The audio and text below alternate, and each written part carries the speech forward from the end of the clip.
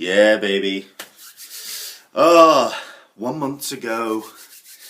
Yeah, I decided to have a look at the calendar this morning. That was a bad idea, because I suddenly realised how woefully unprepared I am. I think I've got everything pretty much in place, but still one or two details I need to get sorted out. So, Tuesday the 18th of June, you find me in my mother's kitchen, because she's away on holiday. She's in Greece, so I'm kind of house sitting at the moment. It's all very nice and all very kind of, quaint and lots of lovely little knickknacks all over the place. But I'm looking after the place. 30 days to go, it said on the introduction. Obviously that is to the first day of Comic-Con. 29 days to preview night, if you're lucky enough to have those badges, which I do and I don't. I'll explain that in a minute. It's been a very nerdy weekend for me. I've been celebrating my 3rd wedding anniversary to myself and my delightful wife Caroline, who I will at some point try and get on camera, so you can meet the person I've been talking about. Nerdy weekend to celebrate our wedding anniversary, because she's right up there and nerdy as I am. Friday we drove down to London, the 180 odd miles down the M1. Stayed in just on the outskirts, took a train into the town centre, because on the Friday night the BAFTA, which is the... No, I'm going to have to put that as a small text at the bottom, because I can't remember off the top of my head what BAFTA actually stands for. But it's a very prestigious venue, and that's where Joss Whedon held a Q&A. I'm not going to go into the full details. I have actually posted a blog post on my Leonard's Wonderful World of Stuff and Nonsense blog. I'll put the link up so you can have a look. I was a little bit disappointed with the moderator, as I explained in the blog post, but it was good to spend some time in the room with Joss Whedon. So there was that, and then on Saturday we drove back via Sheffield on the M1 and decided, because we'd skipped on seeing Man of Steel on the opening day of the Friday, because we felt the time would be a little bit too close to come out of the cinema and drive down to London, we saw it on the Saturday instead, on the drive home. And we saw Man of Steel, and I had mixed views when I came out, to be honest. Not that I didn't like it, but I felt that it was just too much, perhaps, if that makes any sense. It was too rich a meal. I felt a bit full by the time I came out of the cinema. Same drill, I actually went to a second showing. I actually saw it on IMAX 3D last night, Monday. And it plays better second play round. Same drill this morning. I've written a blog post about my second viewing of Man of Steel. Go check that out. I'll put the link on the screen and on the description at the bottom. Okay, what are we going to be talking about today? Because with a month to go, it's time to get all prepared and get ourselves all sorted. I've been asking what people want me to cover in these blog posts, and I do want to try and keep them very much geared from an Englishman's perspective, or someone coming from England, from the UK to San Diego to enjoy Comic-Con. So, plenty of people in the UK attendees group, which I have mentioned on numerous occasions, coming over for the first time. Now, Comic-Con 2013 is going to be my 4th time. First time I went, 2010. I was very much, if not overwhelmed, because I kind of knew what to expect. I'd seen enough video on YouTube, I'd seen enough articles, read enough articles about what I was to expect at Comic-Con. But to actually witness and to actually experience that for the first time, I can imagine, certainly for a first-timer, coming over in 2013, because it is still a growing concern, can be a bit daunting. So just to give you a sense and a bit of an idea of what to expect from Comic-Con, especially if, say, let's suggest that you are coming from Gaslamp. Now, Gaslamp is the cultural hub and center of San Diego. It's where you'll find all the bars, it's where you'll find all the hotels, it's where you'll be finding most of the parties that happen around town as well. Theatres, cultural, it's very lively, very colourful, and a great place to hang out on the evening. Now, it's situated directly opposite the convention centre, over the train tracks. You will basically cross the train tracks to hit the convention centre. Unless you're coming down from Harbour Drive to... Don't spoil this, okay? Gaslamp, that's where you're coming from. You will see the convention centre directly in front of you. It is made up of 3 very large buildings, or 3 kind of sections, in that you will have the Hall H section. Let's see if we go Hall H down there. So your left, Hall H section down the far end.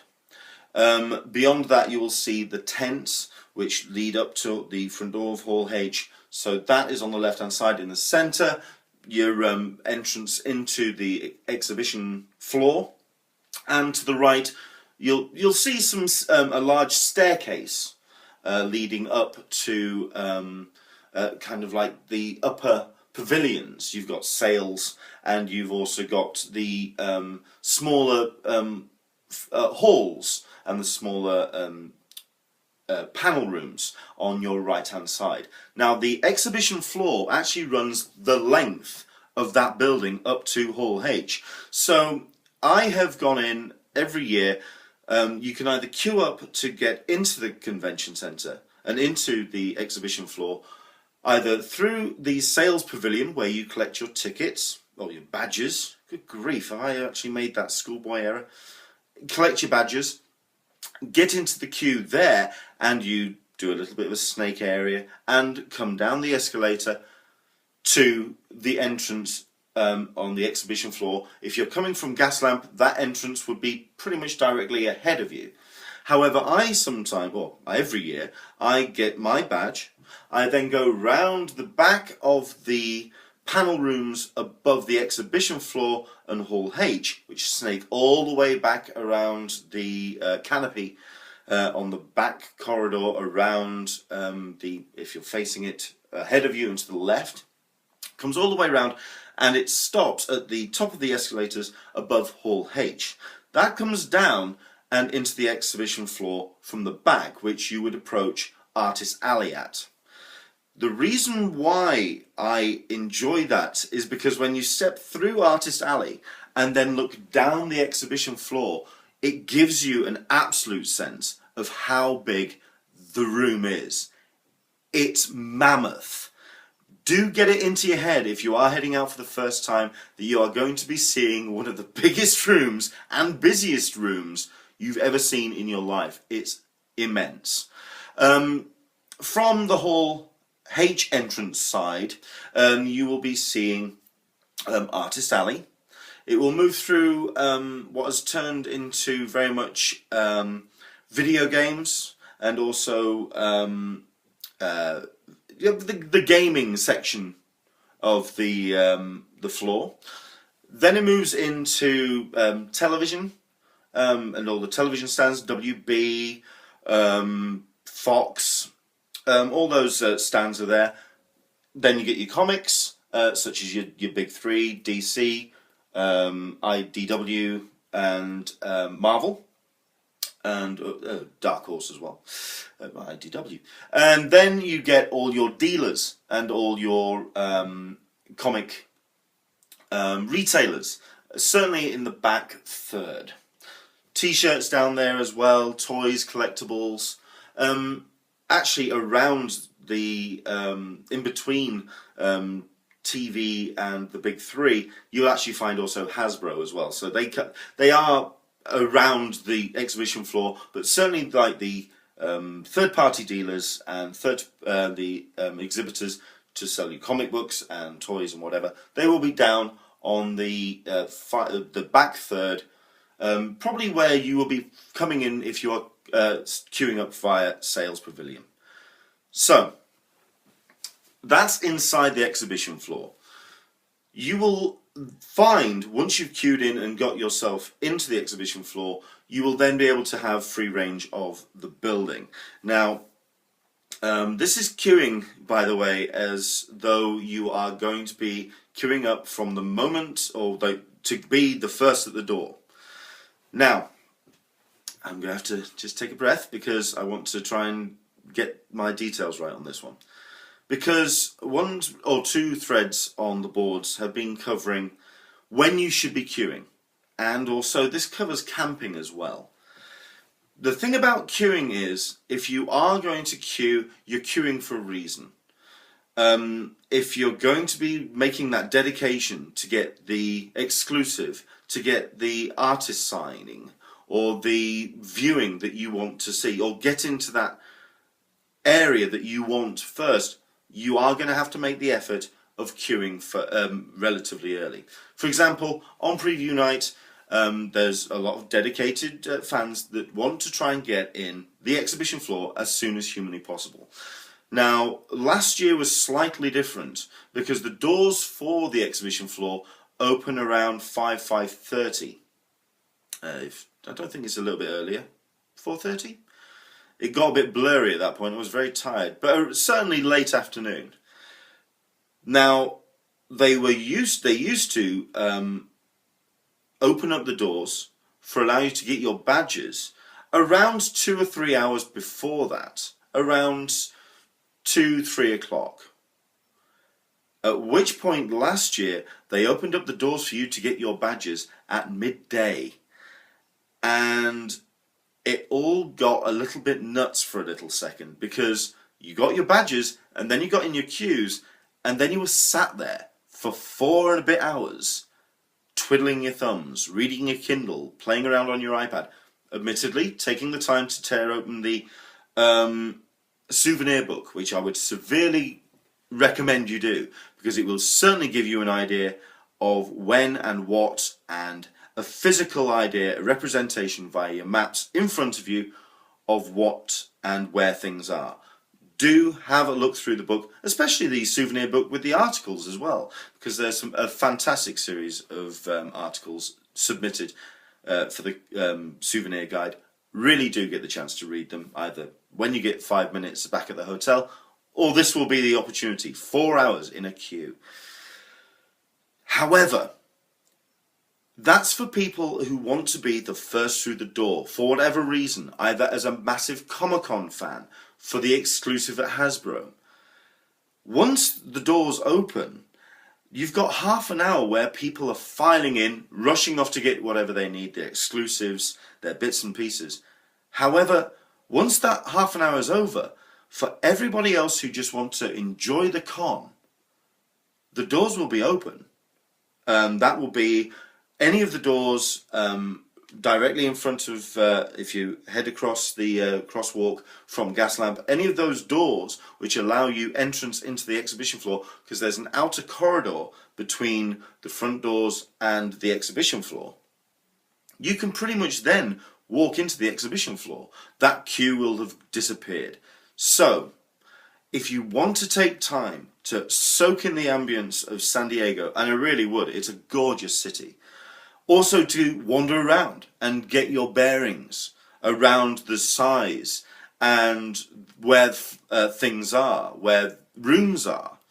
If you want to take the time to just hang back and take a, if not a slower pace con, but certainly one which isn't going to be a marathon length sprint, do take the time to just hang back a bit. Give it half an hour once the doors open, and you will be able to just walk into the exhibition floor. It'll be busy, but then it's always going to be busy, so accept that. Okay, camping. Now, same drill, and especially with Hall H and Ballroom 20, which I'm going to be covering in this bit, because obviously that's the bit that has gotten all the media attention. As David Glanzer said in the fantastic interview with the unofficial Comic-Con blog, which I seriously suggest you have a listen to, because it really is one of the first times that Comic-Con has communicated to the fans, especially about the frustrations about the badge sales, about the lottery, the recent lottery that's happened. Basically, all the things that I wrote in the blog post criticising not criticising, the one-way communication between CCI and ourselves. At which point they then open up the floodgates, and next thing you know, we've got daily blog posts that's happening on Toucan and this brilliant interview. In the interview, he said that there has been a kind of media rush over the queuing of Hall H and Ballroom 20, implying that those people that are queuing from Sunday evening, Monday morning, you have to be in the queue then to get remotely in the hall. That is simply not the case. Yes, if you are wanting to get front and centre, let's take Hall H as the prime example, because it is a big arena and it is the one that everyone talks about. If you're wanting to get front and centre, you can see the pimple in McKellen's nose. You are going to have to be there really early. That's the dedication that is required of a Comic-Con fan at that point. You're looking at anywhere between 6 and midnight the night before if you're wanting to be in the first 40, those first 2 rows, front and centre. However, if you're wanting to be in the room, let's talk a little bit further back. The front, there's the way that Hall H is laid out is you have a kind of front section of seats, of gangway, and all the seats behind, another gangway, and the seats at the back, with 2 gangways leading down the left and the right of the seating. So it works in kind of a grid formation. If you're wanting to get in the seats at the front, ideally you are going to be looking at anywhere between midnight and 3. You're going to be looking at trying to get into the tents, at least, of when they're queuing up outside, and those will start filling up from around midnight. However, the queue then comes from the tents and snakes over the road, heading towards the Hilton Bayfront, and across down the pavement of the road that goes around the back of the convention centre, and then snakes around the marina. People have looked at these queues and thought, how are these people ever going to get in? But I think a lot of people kind of get a wrong idea of what 6,500 people look like when they're in a 2 or 3 person queue.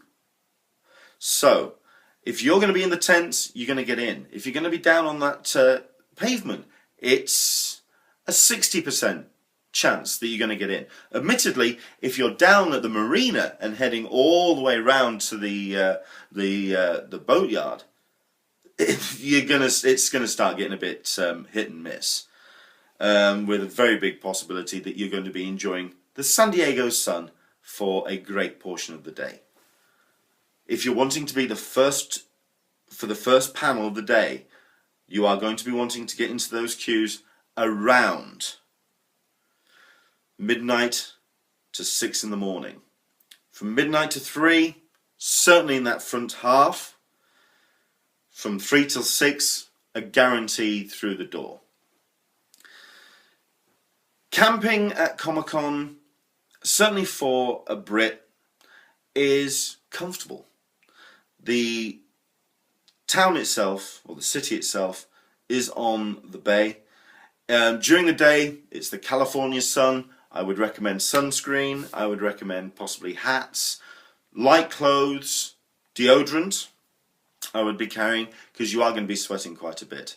I would certainly recommend something to cover your head from the rather deceptive California heat, because at the end of the day, we're not used to it. That rather deceptive sun does cut through the clouds rather easily and will toast us to a very bright pink. Do protect yourself. because the last thing you want to do is to be heading back from Comic-Con back to the hotel early because you're suffering from sunstroke. Do protect yourself. If you are wanting to camp out during the evening and on, say, early morning, one thing you're going to have to remember is it's on the coast. So you do get all the ocean air brushing in, and it does get rather cool, if not cold. For Americans, it's subarctic. For us, it's comfortable. It is the reason why I'll be taking one of the hoodies, the Comic-Con UK attendees hoodies over, because it'd be good to just cutch up, Welsh term, I get it from the wife, and just relax and just try and chill out and either just shut off, try and get some sleep perhaps. It is a good idea as well. Something I've recommended. One or two people have taken, say for example, the duvets from their hotels and put them out. Probably not a good idea. At the end of the day, you can't carry it around, and it's just going to be something that's going to be left behind, and it's a big thing to just get in the way. Get yourself to a camping store when you get to the US. Two things I would pick up. One, a fold-out camping chair. Either just a little tripod jobs, or even one with a cup holder that works. I've got one that sits in the house which I stay at in Upland in California, and I bring it down to San Diego and I take it out every year. Fold out, it just comes together as a series of tubes wrapped up, throw it over my shoulder, and I can then, when I find myself in a queue, out comes the seat and down it goes. Also, find yourself a disposable, cheap camping mat. One of those roll-out foam camping mats.